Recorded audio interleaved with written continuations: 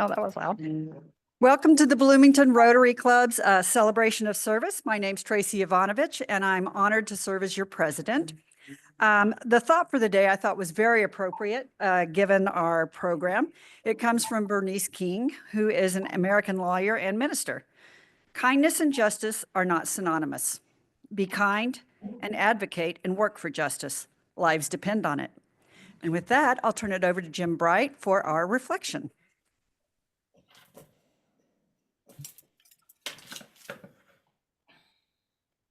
Thank you, President Tracy, and hello, everybody. There's an old saying, if you've been to one Rotary Club, you've only seen one Rotary Club. And I want to tell you, as awesome as our club is, and in my opinion, it is truly awesome, it is one of just 37,000 Rotary clubs in more than 200 countries in the world. But believe it or not, we don't have a monopoly on good ideas or on practicing service above self. In my 18 years as a Rotarian, I've visited about 100 clubs, so I've got 36,900 to go, including 35 clubs in Southern Indiana when I was district governor in 2015-16. But I've also visited clubs in faraway places like Scotland, Japan, the Czech Republic, and in states such as Kentucky, Florida, Virginia, Maine, and Pennsylvania. During my early years as a Rotarian, I would sometimes think, hey, I'm on vacation, I'm not going to Rotary. And now even my wife, Ann, says, hey, while we're here, why don't we check out a Rotary Club? Here are just a couple of my many memories that illustrate how closely connected we are with Rotarians around the world. In Scotland, during a visit to Ullapool, a small seaport in the northern part of Scotland, as we walked across a parking lot to our hotel, to the hotel where this luncheon was going to be, I told Ann, I said, I bet we're the first Hoosiers who've ever set foot here at this Rotary Club. And after joining some Scottish Rotarians at their lunch table, one of them asked, hey, you from Indiana? Yes. Do you know William Shields of Martinsville? Yeah. Do you know Bob Ormiston of Brown County? And Dwight Thompson's sitting over there, and Dwight knows Bob too. Turning to Ann, I said, hey, I don't think we're the first Hoosiers to visit this club after all. And at a Rotary Club in St. Andrews, overlooking the famous golf course, we met a Rotarian with an American accent. Turns out he was a Purdue grad who had married a Scottish woman and made Scotland his new home. And then during a visit to a Rotary Club in Prague, in the Czech Republic, a young speaker was showing photos of himself and his buddies climbing the five highest peaks in England to raise money for a good cause. The photos included our district's ambassadorial scholar from Bloomington, Indiana, who was studying in Glasgow. We found visiting Rotary clubs near and far a great way to meet Rotary family members, make new friends, learn about their communities, and even bring home an idea or two for how to make our Bloomington Club even better. How can you find a nearby Rotary Club when you're traveling? It's pretty easy. You just go to rotary.org, click on Club Finder, and enter the location.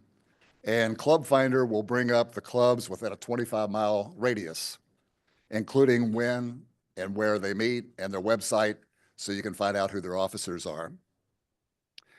Now, here's another wonderful opportunity to meet Hoosier Rotarians. There are about 130 clubs in the state of Indiana.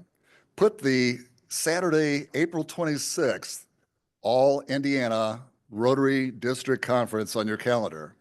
It will be at the Keystone Sheraton Crossing in Indianapolis. President Tracy and I will be among those there.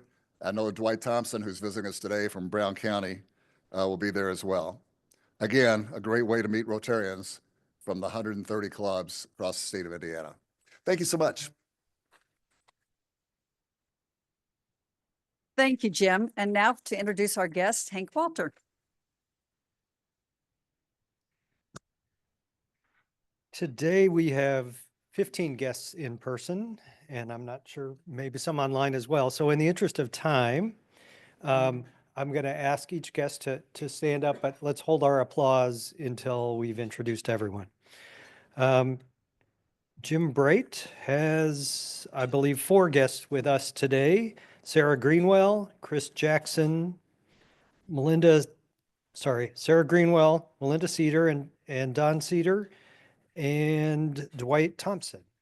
You could stand. Michael Shermis has a couple guests, Chris Jackson and Jen Hoffman. Also with us is Phil Parker, guest of our speaker, Ruben Marte. Several Rotaract members, Jackson Morris, Michael Jacoby, Wasif Ali, Ahmed Alsher, and Yaya Kader. Guest of Claire Kest is Matthew Pegg. Guest of Shelley Sally is Josefa Madrigal. Guest of Tracy Jovanovich is Carol Seaman. And I think we hit all 15. Welcome to Rotary.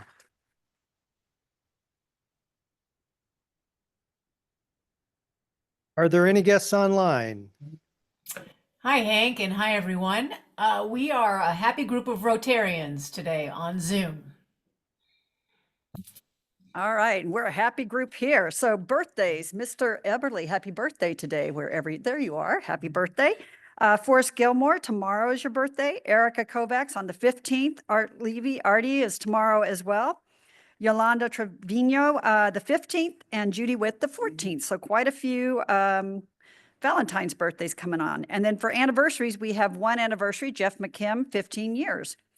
So for announcements, the first thing I want to say, probably the most important one, is I want to thank everyone in this room for all the kindness and support that I have seen expressed to past President Ron and Cheryl Barnes, helping them as they navigate the grief and the passing of their grandson. And I know Ron's here and he expressed that as well. So thank you to everyone for that support. There you are, Ron.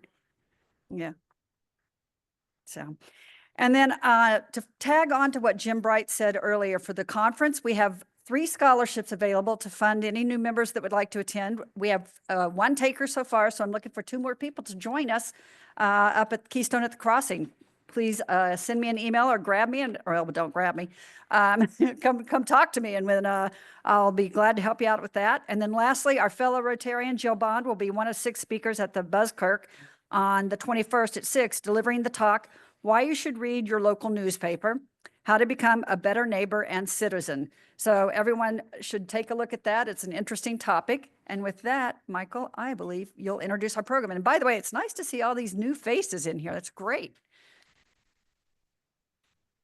Good afternoon, Rotarians. So as the program chair, I was at a meeting a few months back, and we discussed who we would like for speakers. And, you know, you just talk about it in general, and one of the names came up was, what about the sheriff? Does anybody know him? And nobody in the room at that point knew him. And I said, well, I've had some dealings with him. All good, mind you. And I'm just going to use the word approachable here. So in my role as the Human Rights Commission Director, I've occasionally run upon a case where there's some connection to law enforcement. And so I was trying to figure out who I should contact. And I asked one of our guests, Josefa, and my boss, Beverly Calendar Anderson, who I should try to contact over at the sheriff's office. And they're like, oh, just contact Ruben. He's real approachable. He's on the Commission for Hispanic Latino Affairs. He's great. He'll talk with you. And I thought, yeah, right. And I called him up, and lo and behold, he called me back. And we had a delightful conversation about an issue going on, and it was really useful. So I found him extremely approachable, especially when I asked him to see if he would speak at Rotary about the jail, and he said, yeah, as long as I could bring my jail commander too. And I said, absolutely. So Now, the official. So Ruben Marte is currently the Sheriff of Monroe County, Indiana, taking office on January 1st, 2023. Sheriff Marte, a 32-year veteran of the Indiana State Police, retiring from the State Police on December 31st, 2023, serving as a captain in the Office of the Superintendent. He was appointed as the first Equity and Inclusion Officer of the Indiana State Police. Previous assignments include the Legal Office, the South Zone Area Captain for the Criminal Investigation Division, Records Division Assistant Commander, Lieutenant of the Criminal Intelligence Section, and Special Investigations Section, which encompasses Vehicle Theft Unit, White Collar Crime Unit, Cyber Crime Unit, and Crimes Against Children. He also developed and commanded the Indiana State Police Security Threat Group Unit, which monitors and controls gang activity occurring at special events in Indiana. Sheriff Marte is a certified instructor through the Indiana Law Enforcement Academy. He received his bachelor's degree in business administration from Baruch College, a city university of New York, and additionally, Sheriff Marte is a graduate of the 200th session of the FBI National Academy. Originally from northern Michigan, Kyle Gibbons began his law enforcement career in 2007. Now Lieutenant Colonel, he is the jail commander of the Monroe County Correctional Center. He was appointed to the position by Sheriff Ruben Marte upon officially taking office in January of 2023. Gibbons is an Indiana Law Enforcement Academy certified defensive tactics instructor. He maintains certification through Protective Training Services. Additionally, he is a purple belt Brazilian Jiu-Jitsu practitioner and has extensive experience working in a team capacity, operating as a CERT team leader and a member of SWAT. Although proficient in the physical requirements of his profession, it was Gibbons' philosophical approach to the jail commander position that Sheriff Marte wanted to utilize in changing the culture of the Monroe County Correctional Center. Within 1 year of taking office, use of force incidents in the facility went down nearly 85%. With that, welcome Sheriff Marte and Kyle Gibbons. Thank you. Well, thank you for that warm introduction. Kind of long there for my bio, but I'm trying to shorten that up a little bit as well. Like mentioned before, when I took office back in July of 2023, I already took a tour of the jail several times, so I already knew some of the things I wanted to do if I was elected. But I also knew I needed to have certain people around me to be able to help me to make major changes right away. So when I finally got sworn in, I had my Chief Deputy Phil Parker, which is here in the room as well, and then Kyle Gibbons, and then the actual jail commander assistant. We all took a tour. And when I mean a tour, I meant we really went into every single part of that jail. And when we finished, and that was the first week, when we finished, then I realized, okay, this is the challenge that we had. At the time, we didn't know some of the actual major challenges we was going to face.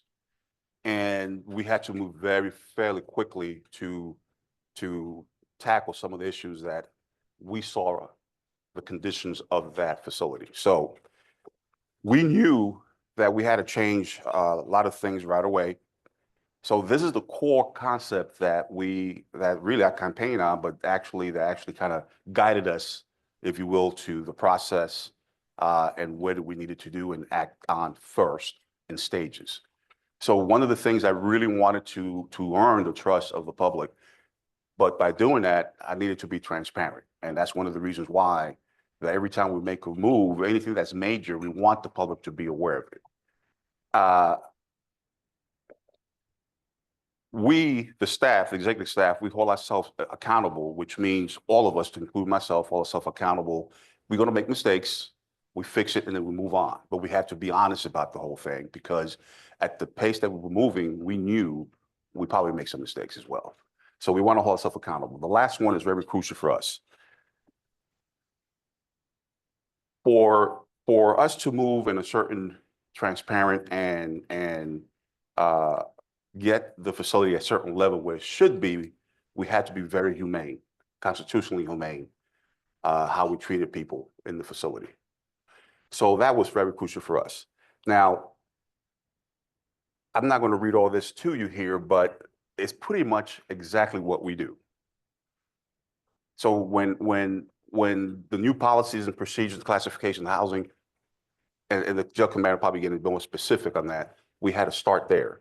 But at the same time, the actual structure of the furniture and the building and things of that nature kind of dictated to us how and what can we do. The programming, that was crucial for us.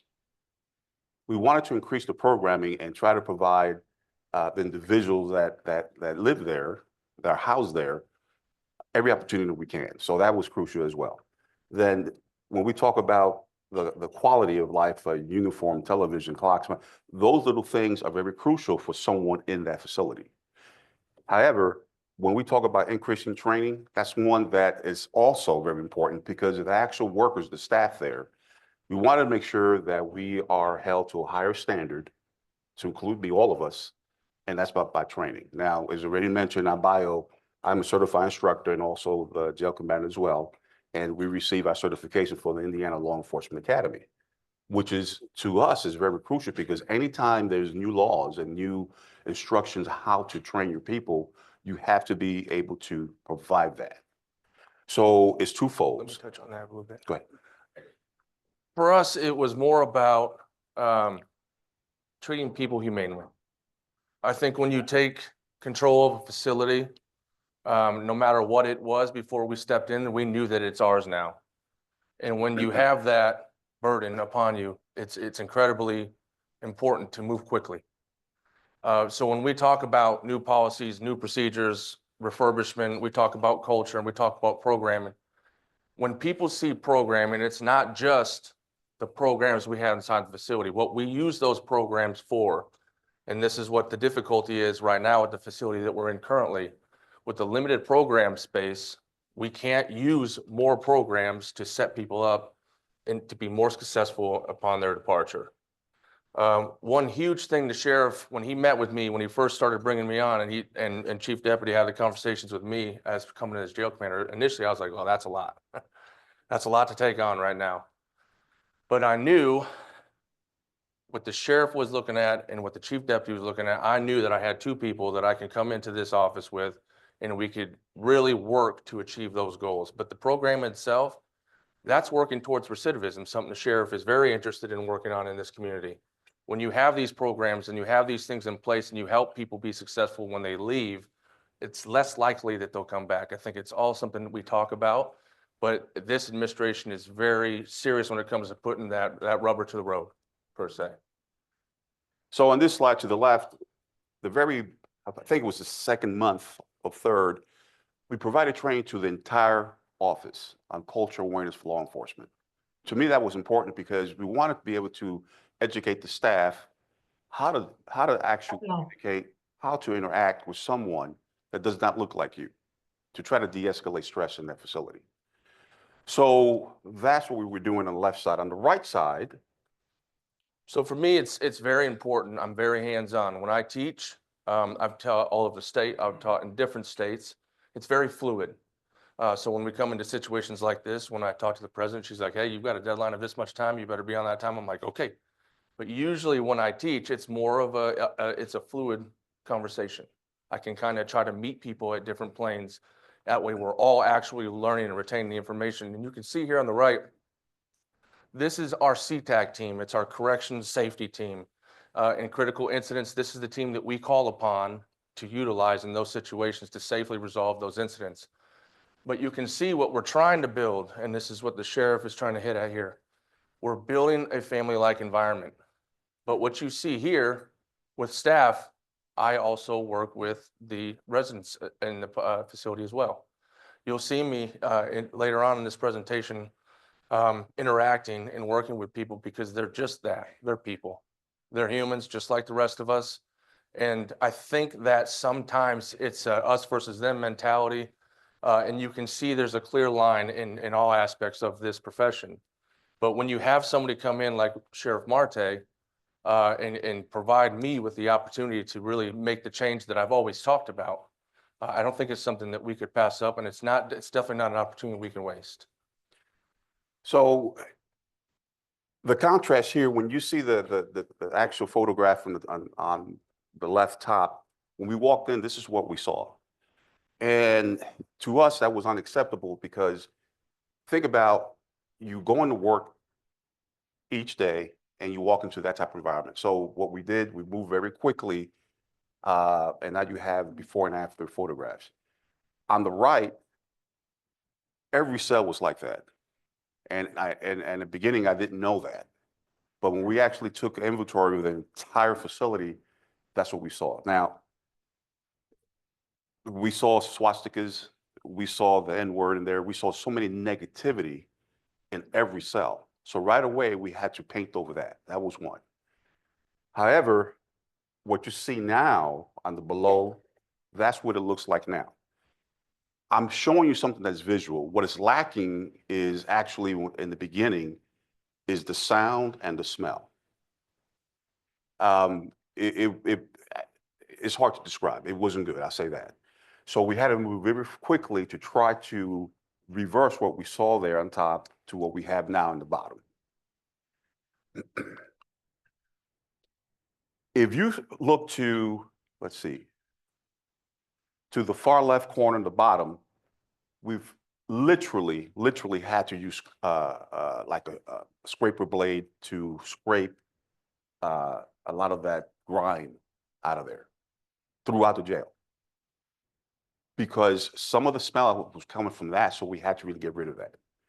Once you finally got rid of that, then what you see to the right is what we have now, and that's how we maintain it now for everyone that's in that facility. But it took some time. And I have to give a lot of credit to the staff because we moved fairly very quickly because we were brand new. They're used to doing things a certain way, and now we're trying to tell them, okay, no longer was going to be that way. You have to change. And in that process, you know, it was some growing pains. It was. We're there now, but now is maintaining as opposed to what we were doing before.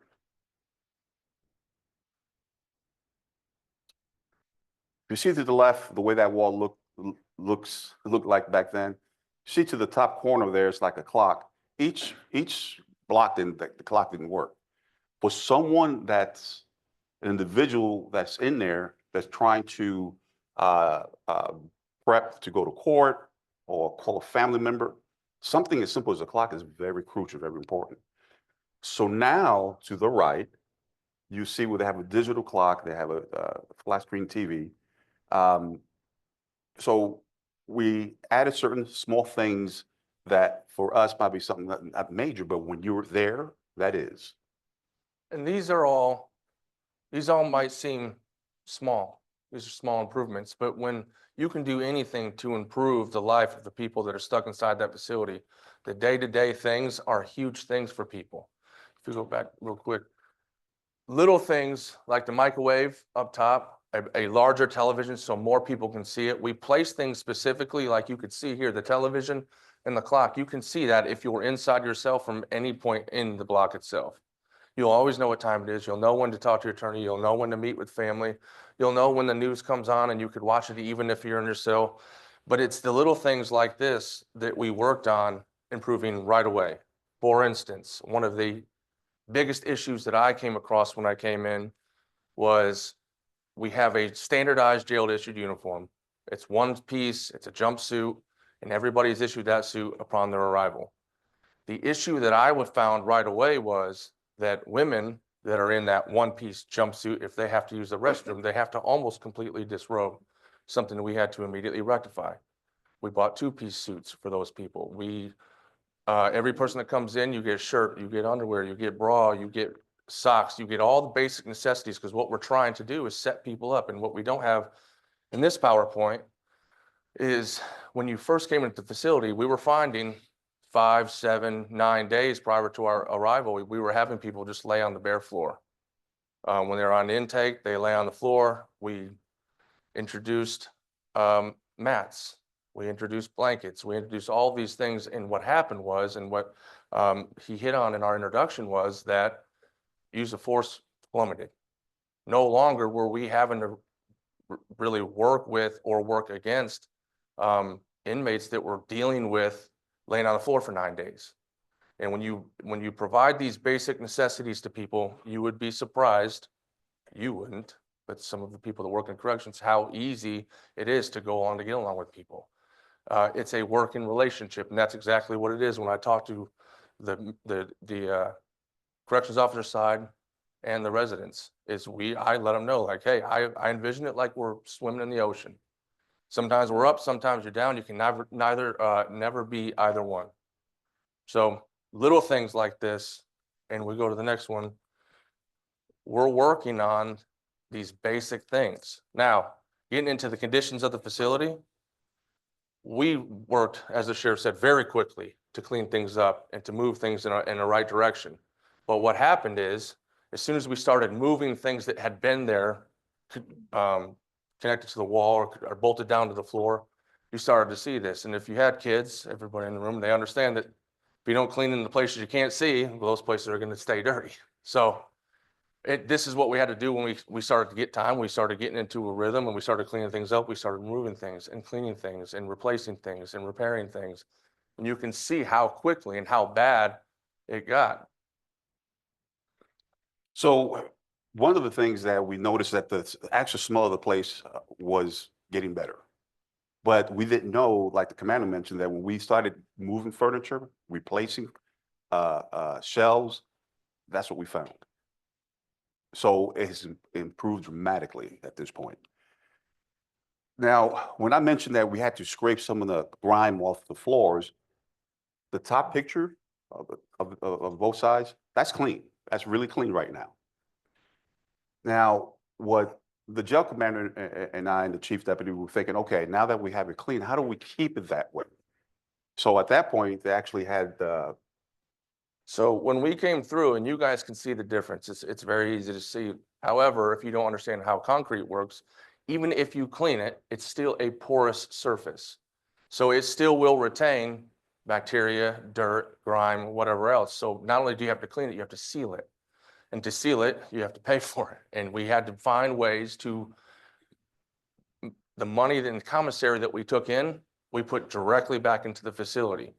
A lot of offices, they use it for different things. You have 9 categories you can purchase from, but we used all of that to put right back into the facility and allowed us, with the work of the commissioners and the council, to move in a very rapid pace. But what happened was, when we epoxied the floor and we sealed the floor throughout the facility, it allowed us to clean that and maintain that more effectively and and it was a lot easier to clean that way. one of the things that we also found once we took care of this was now the equipment that we had in the facility. For example, the dryer and the washer. The reason why we're showing this photographs to the left, when we took over, there was an actual leak, roof leak, but where it was leaking was crucial because it was leaking near the actual humongous size dryer and also to the power box. So the combination of water, the dryer, and power box, that was pretty dangerous for us because we had people there that were doing things in that particular room. And by the way, it will flood. When it rained, that room would flood completely for us. So that's one of the things that we had to simultaneously work on very quickly. So as we try to rectify that problem, this is what the roof was kind of patched up. But then when it rained heavily, it just leaked again. And it was very dangerous for people in the facility. So now what we have is just an entire roof actually taken care of now, fixed. So that has stopped. However, you know, at this point, we hopefully that if it really rains really hard, we do not get any leakage at all. So here we're showing you how the actual block looks at the present time. You could talk about how the actual residents kind of help clean up the facility as well. Yeah, and I'm gonna try to speed up here a little bit. These photos you see is the end result and something that we upkeep from this position. It's pretty easy to do that. We just stay active. I've got teams in each block. I've created an incentive-based program, and it was very easy to create this program because once you clean something up and you're living in that, you want to work hard to maintain that condition. So we found pretty quickly that not only did we clean the block as a facility, every week. We bring everything in and clean it professionally. But the residents inside the block really wanted to keep it clean. And I knew that would probably be the case as soon as we did this. But what happens is I created these teams inside each block that were responsible for cleaning the common areas. Everybody will clean their individual cells, but the common areas were getting ignored a bit. But what we did was we created every month we do a theater day where I would put a movie up on the projector. I would buy pizza and hot wings or whatever else they wanted to order that day and thank them for going above and beyond and working with them. But what we're doing when we do that, and when we bring it in, I serve it. I pour the drinks for them. I'm the one that's standing there doing it for them because it's showing them, hey, this is us working together. And that's how you create a positive environment. That's something that we want to move into society. We all work together to maintain what we have here at Monroe County. And it starts with individuals inside the corrections facility. Another thing that thank you. Another thing that we needed to rectify right away. To the left, you see a lot of debris in that window. It was paper, plastic, pencils. I apologize for saying this, with feces and urine as well in there. And what will happen is the vent in the cell room, either heat or the air conditioner will kick in and it will hit that. And then the debris from that will circulate. So imagine that happening in every cell and in a block and then the entire facility, henceforth, of course, the smell. So we needed to get in there and clean that up urgently. And that was a very challenging thing to do, but it needed to be done. What we did here real quick, touching on this, is we said, okay, we've got a problem. Here's how we fix it. We'll take the grates off, we'll clean it up, we'll get it painted, and we'll keep it clean that way. The problem is this facility, when it was built, wasn't built to have these grates on here. What we encountered was, as a facility prior to our arrival, is, and I think it was about 20, maybe 15 years ago that they installed those grates, but the windows started to become faulty a bit. And inmates could get through that window and get things to the outside and get things from the outside. But what happened was they put this grate on with the intention of never removing it. Well, that's an issue when you're maintaining a facility. So what we did was say, hey, we'll take these all off and then we'll rivet them back onto the wall. Well, that was going to cost $25,000 was the quote we got. And we said, well, that's not going to be an option. Let's figure out something else. So what we did was we had these plates fabricated where we could cut the screen itself, clean it, and then put the plate back on. And it was a fourth of what it was anyways. So now we have, as part of the cleaning, is we go in and we clean this every month as well.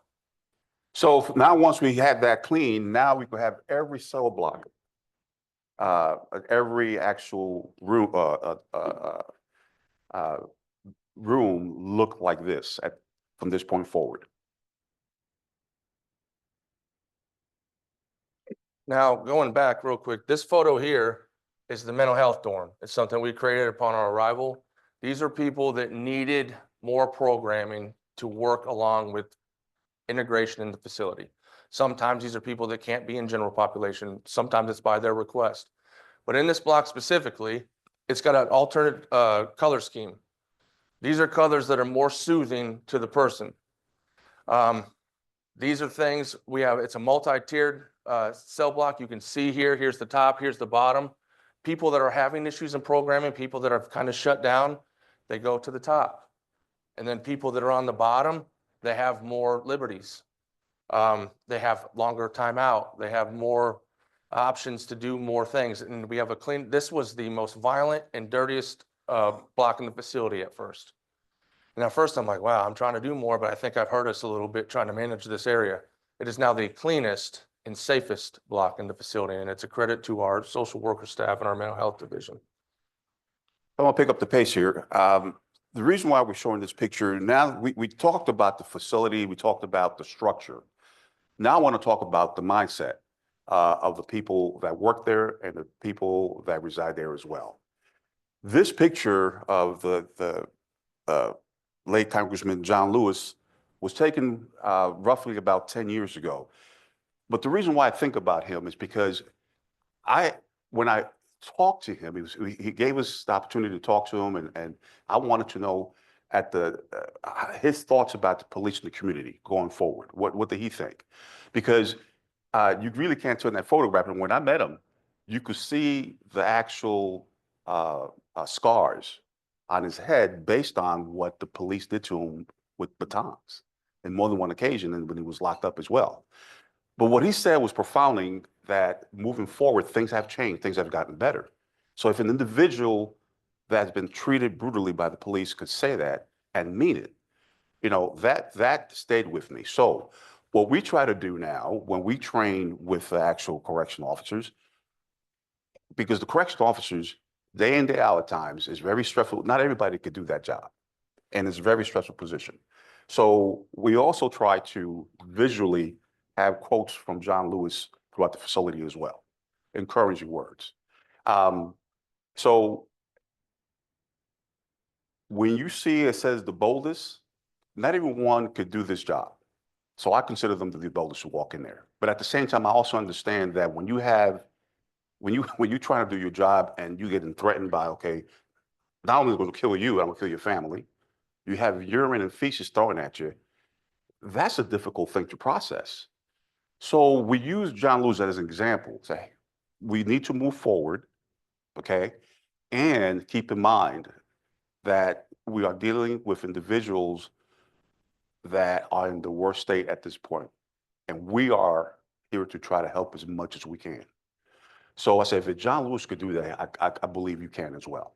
So that's the reason why we put that photograph in there. So again, we try to change things and try to have the mindset to try to lift up morale, if you will, of the staff as well, because the staff has to be at a certain level to do the very important, crucial job that they do. And I think it's easy to get lost in the facility condition. It's something that a lot of people talk about. And it was important for us to improve that immediately. But just as important of what something looks like is what it is. Just as important as the physical change, the psychological change had to take place as well. And it's experiences like the sheriff had with John Lewis. It's experiences that we've had in different environments that we brought to the facility that made me want to be a part of this team. But the work that I knew that we wanted to do for the population itself was just as important, is just as crucial. So things like this happen. We're gonna, like I said, I don't want to time. I get it. We're gonna fly through these a little bit. But this room here is our evaluation room. It's something we didn't have prior to our arrival. It's something that allows our mental health division and our medical division to sit with every single inmate that comes into the facility and find out where they're at. Chart their progress throughout the facility. It's not just that you come and sit in a cell block now and you're ignored until it's time to go. We're working with you to chart your way through the facility so that when you leave, you don't come back, hopefully. And that is the goal. We have a new chaplain now, and the reason why I approached her for years, even before I got there, she was doing something very kind for the residents in that place. Holidays are very, very tough for the residents there and for the staff because it's the holidays. So what she would do in the past and currently, she will put together Christmas gift bags and come to the actual facility and hand them out to the residents there. So now she's our new chaplain. That's the mindset that I like to have around us as part of the team, to think of doing certain things like that. So I didn't think of it, but she did. Now, the photo on the left, if you go back once, the photo on the left is something that I did right away. I got inside the block. To me, music means a lot. You can tell a lot from somebody by the type of music they listen to and what words resonate with them. So what I did was, because I don't routinely get to go around the population as much as staff does, so I had to find something to put me in there. And you can see me back there. I'm the handsome bald guy with the black shirt on. But I've got and you can't, it's hard to see, but it's a big speaker. So I come in, I say, hey, what music do you guys want to hear? What do you want to listen to? And I spend 35, 40 minutes, depending on how much time I have available. And we sit and we listen to music and we talk about things. We talk about experiences. We talk about direction, and what that does. It takes somebody that might be up here and it brings you down here because they want to talk to you now. You put yourself in a position to have that conversation. It's not just the intent like, hey, we're going to talk more.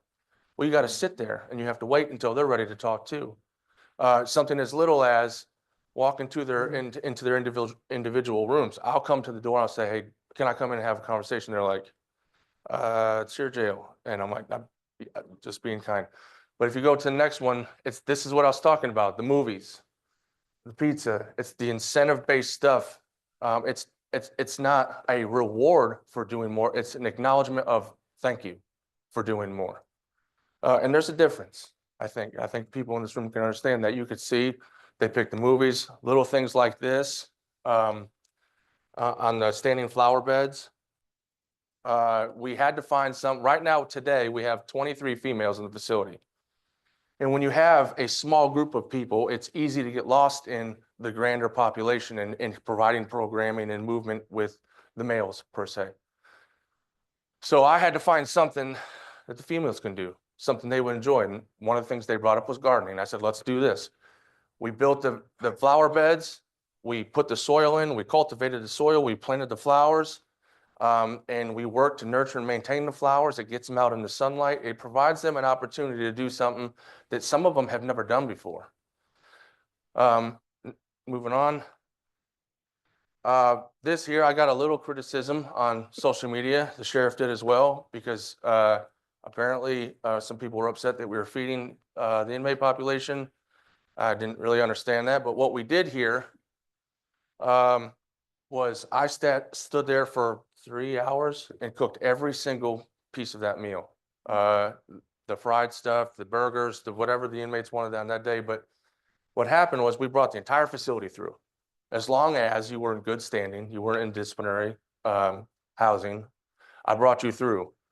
And it's food that was already paid for in our budget. We already had it. I just prepared it differently. I don't know why some people had an issue with that, but what was important was I would ask the staff, come in, grab a plate, sit down with everybody. And at first, when you're working that integration, it's difficult. It's not comfortable. But at this point, 2 years in, it's the norm. And you can see, you could see, now you can see again. You can see the sheriff was one of those. I didn't ask him to have a seat. I don't tell him what to do. He's my boss. He had a seat. He sat with different groups. And then this specific individual. So the reason why I sat right there, I wanted to talk to someone and just get some feedback. So what I asked him was, because at first you could tell I was thinking, he got a little nervous. I'm sitting right beside him. I asked him, what do you think about what's going on here? And with the cookout, how do you feel about that? And I'm getting the signer, so I got to speed up here. So what he said was spot on to guide us to continue doing what we're doing. He said, at least it got me out the block. I'm outside, I'm eating, and then I'm in this fresh air. I'm not as angry. Okay, I'm de-escalated right now, which is the mindset that we want. Because I think what people forget sometimes, they're there now, but eventually they're coming back to the community. Do you want someone to come back to the community angry and God forbid hurt someone or worse? Or you want someone to come back to the community not angry and not hurt someone, or prepared to try to do something different to better themselves and not come back to the system? So that accomplished what we want to accomplish. And the commander was correct. We got some negative feedback, but the goal for us is to try to improve someone's life at the same time, making sure that our staff is at a certain level that they're not going to get hurt themselves. Amen.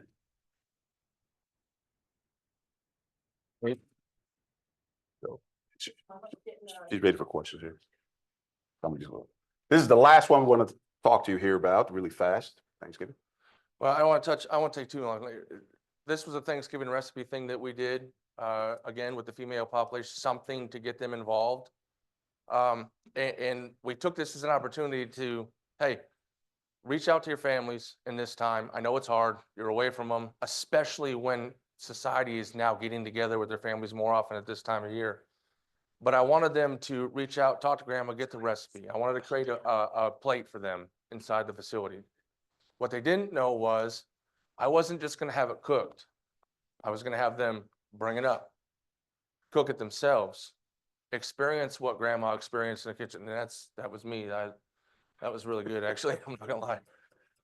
These were good recipes, but what happens is they started tearing up while they're cooking because they remembered what it smelled like back home and their encounters with their family and stuff like that. So it's, again, not, speeding through this, it was an opportunity for us to humanize them as in their position.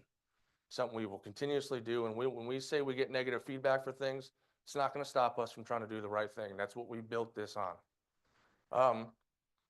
That being said, we're gonna stop here, but we have more here. I do apologize, but it's a lot to try to share with you that we have accomplished in this tight period of time here. So, but we'll stop here and answer Go questions. to that last one. And leave that. The last one? The last one. Too.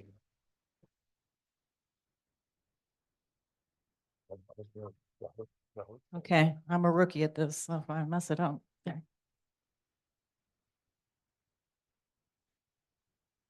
Thank you. Thank you for everything that you shared with us today. This is quite impressive. Would you speak very briefly about the new social work program that you have and how they are working with agencies within the community to help the transition of the inmates into the community? So one of the slides that we didn't get to talked about that. When we took over, we only had 2 counselors. Now we have 3. We have a substance abuse counselor as well now. We didn't have that before. And we also have a outreach program individual that helps the actual individual that resides there when they first step in. We're already planning when they're going to be released and hopefully provide some assistance like housing, jobs, things of that nature. And she's the discharge planner. And what she's doing now is getting integrated with the community and figuring out what resources we have available to us. And when people leave, she's giving them options.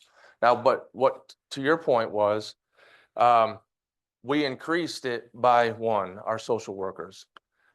We now have some of the best mental health staff and the available option in the entire state. So Monroe County itself is extremely progressive when it comes to dealing with mental health and the thing that comes along with that.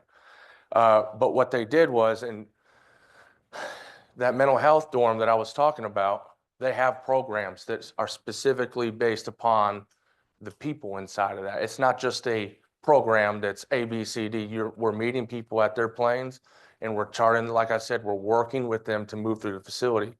And what that's done is it's now the cleanest. It's now the safest, things I've already hit on. But what I have seen is some of those individuals that leave before, they would come back almost immediately. I'm seeing these people in programs in the community now. I walk by them in the street or on the square and I see them freshly shaved, looking good. One thing we didn't get to touch on was our donations and our clothing. This just spurned my memory here, but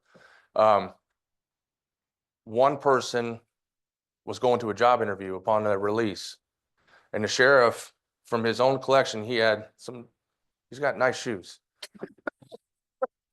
But some of those he's donated. So when the guy said, hey, I'm going to a job interview, we went upstairs. It was a little bit too big for him, but he looked great. We put the shoes on and he immediately went to the job interview. He had Serve Safe, which is a program we have at the facility. And he stepped right into a position. Once, as you know, if you're making money, you can sustain your housing and your life a little bit better. But it's that program that allows us to meet people at that plane as well. Yeah. Okay. Thank you very much. That was wonderful. I congratulate you, and especially the work you've done. But what I think we know now is that it doesn't matter. What's really important is having the right sheriff. And that when I saw the pictures, several years ago, you brought out the pictures of the really terrible circumstances. That was not an issue with the facility itself. It was an issue with the management. And so what we're telling us as we discuss what happens with the jail, I think we have to understand that its services and this kind of approach to dealing with the people in the jail that makes a difference in your mentality, the mentality of the people who are the staff. And I think as we develop our plans for a new jail, that we have to remember that it is the management that will make it possible for us to have a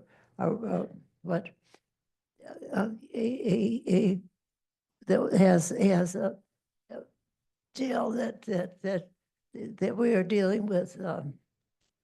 What am I thinking of? The getting people out of jail and back into the real life, and this programs matter as much as the facility, and the facility is the quality and management of the facility is significantly important. Thank you very much, but I think we have to keep that in mind. Are there any online questions? Not at the moment. Thanks. I'm just curious if you can share in a general sense, who makes up the population? Are they people that are experiencing homelessness? Is it drug related? Or how much violent criminals? How are these programs? You're dealing with people in various stages of life. I'm just curious how your programs work with a population that's varied, what the population is like. Let me answer this way. It's kind of across the board. What we notice though, that the high percentage of people that are there do have some sort of mental health issue. And we try to provide a service as much as we can to try to help people where they're at. Once they reach us, it's a long journey, it's a long process. And the last slide that we have, where you can't see now, when you pull into the Sally Port, we talked about this, and the deputy chief, we're trying to plant like a little seed of hope. Okay, and I couldn't think of anything else to think of, just put up there just the word hope. And that's what we did. So when they come in whatever state they're in, we're trying to actually find them where they're at, try to give them a glimpse of hope, because it might take some time. We just don't know. Everyone is different. Well, I'll say this, predominantly, yeah, you do have your major offenses, your violence and stuff like that, but predominantly it's substance abuse and mental health. And what that said to us was, if we're truly going to work on this, if we're truly not going to stand from a place and just talk about it, if we're truly going to be about it, we have to find programming that deals with it. That was part of the sheriff coming into his position and bringing on an actual substance abuse counselor in addition to the programs that we already offer. Part of that was the substance abuse, part of that was improving our mental health services. All of that plays into the end result of that person, and that's what we look at. What you see when you come in is that message of hope. No matter how mad you are, no matter your situation, if you just see the word hope on it, it's hard not to be like, I wasn't ready for that. That's pretty meaningful. But when we come into this position and we're talking about putting people into a position to be successful when they leave, it's actually giving people tools to use when they leave. Providing those services, putting people in a position to help them make that transfer from being inside the facility and going out into the community. There's not a question. I just want to thank you for not just doing it, but you fought for it. You had to literally fight with the county commissions. You had to fight with the social media crowd. You had to fight to get this stuff done. And that's as important as all the stuff you done. You actually fought for it. Thank you so much. Thank you. Thank you. All right. You want to stay around after and answer questions? But you can let them know how we'll be here. You want the bag? All right, they're going to stick around for questions afterwards, because I knew there would be a lot of questions. So in honor of the program that you all gave, we will be making a $100 donation to the warehouse. So thank you for the wonderful program. And I'm just going to go back two things. First of all, to the thought for the day I said at the beginning, I want to thank the sheriff's office because you are exercising the thought for today, which was kindness and justice are not synonymous. Be kind, and you are, and advocate and work for justice. Lives depend on it. And you guys recognize that in tandem with what Jeff said earlier. So thank you for that. And then lastly, I can't help but reflect on some of the efforts that we had on a program earlier with Beacon and how there's some good learnings here as we're looking at the new facility for Beacon that we can take from the jail experience. So thank you for that as well. With that, I want to acknowledge all the people who've helped bring this program to life. Our executive assistant, Natalie Blaze, thank you as always. Sarah Laughlin, great job greeting. Hank, way to be on top of it on the introductions. We didn't even have to wait. You were there. Thank you. Joy Harder, as always, Zoom host, fantastic job. Jim Bright, great reflection on how we are so connected around the world. Alam Barker, for all the work you're doing as the reporter, the toughest job. Marilyn, phenomenal. You took a risk. I called on you, said, I had never done it. Exactly. That's what we want. People to step in, get comfortable being uncomfortable. So thank you for that. The rest of you can learn from it. And then Isaac, as always, thank you for the audio and technology that you brought. Our next meeting will be on the 18th in the Frangipani room here. Our speaker will be Anna Rain, discussing asking big questions with tiny particles, wonder, truth, and neutrinos. Sounds like a dinner conversation at my house. So with that, if you could put the slide up and we'll do the 4-way test. Of the things we think, say, or do, first, is it the truth? Second, is it fair to all concerned? Third, will it build goodwill and better friendships? Fourth, will it be beneficial to all concerned? And fifth, is it fun?